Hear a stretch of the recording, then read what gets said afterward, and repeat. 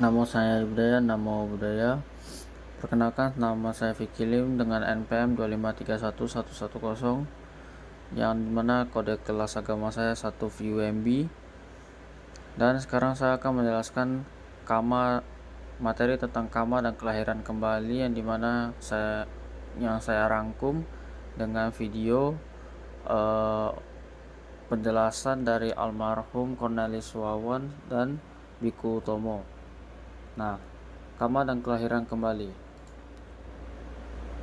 Hakikat kama, niatan membentuk realitas.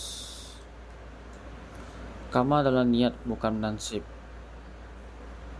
Kama didefinisikan sebagai niat, bukan buah dari perbuatan itu sendiri.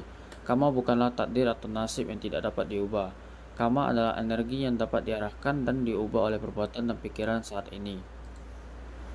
Prinsip hukum sebab akibat. Hukum kama bersifat mutlak. Segala perbuatan baik akan menghasilkan kebahagiaan dan perbuatan buruk akan menghasilkan penderitaan. Dalam ajaran ini tidak ada pengampunan kama. Untuk melawan atau mengubah kama buruk, seseorang harus secara aktif menciptakan kama baik yang lebih kuat. Yang ketiga, pikiran sebagai pelopor. Semua perbuatan dan ucapan berakar pada pikiran. Kama yang paling awal dan paling utama itu adalah kama pikiran. Oleh karena itu, langkah pertama dalam mengubah kama buruk adalah dengan memperbaiki cara berpikir kita. Kemudian ada kama sebagai pendorong kelahiran kembali. Pertama, proses kematian dan kontinuitas batin. Kematian adalah pemisahan antara jasmani dan batin.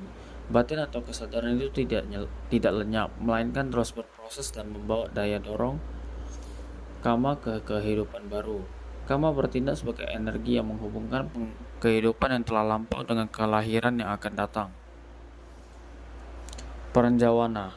Niat kama atau baik atau buruk itu dicetak pada tahap mental yang disebut jawana dalam proses berpikir, yang merupakan momen di mana kehendak bebas atau free will beroperasi. Kemudian 4 fungsi kama dalam kehidupan sekarang. Selain berfungsi sebagai penentu kelahiran, kama juga memiliki 4 fungsi utama yang memengaruhi jalannya kehidupan saat ini. Fungsi kama terdiri dari 4, yaitu kama melahirkan atau janaka kama.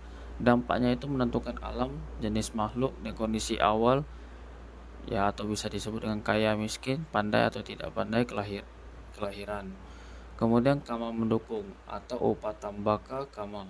Dampaknya itu mendukung dan memperkuat hasil kama melahirkan, misalnya membuat hidup yang sudah baik menjadi lebih sukses.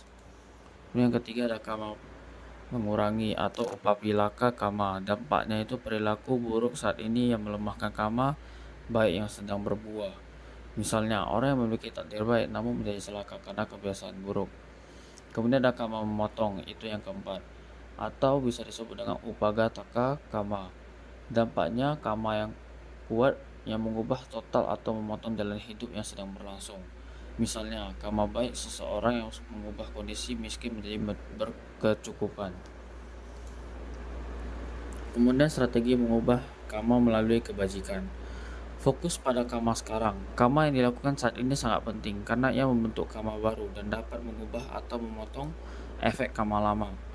Kemudian untuk yang kedua, mengembangkan pikiran positif. Cara paling efektif untuk menciptakan kama pikiran yang baik adalah dengan melatih diri untuk selalu mengembangkan pikiran cinta kasih atau meta, khususnya dengan mengucapkan kalimat semoga semua hidup berbahagia atau sabesata bawantu sukitata. Kemudian mengubah sudut pandang. Dengan kebijaksanaan atau panya, penderitaan dapat dilihat sebagai guru kesabaran, atau misalnya pasangan yang menjengkelkan, atau sebagai kesempatan untuk melunasi kama buruk masa lalu, sehingga mengubah kama menjadi lebih baik. Sekian dari hasil rangkuman saya dari video YouTube. Video YouTube penjelasan dari almarhum Cornelis dan Biku Utamo.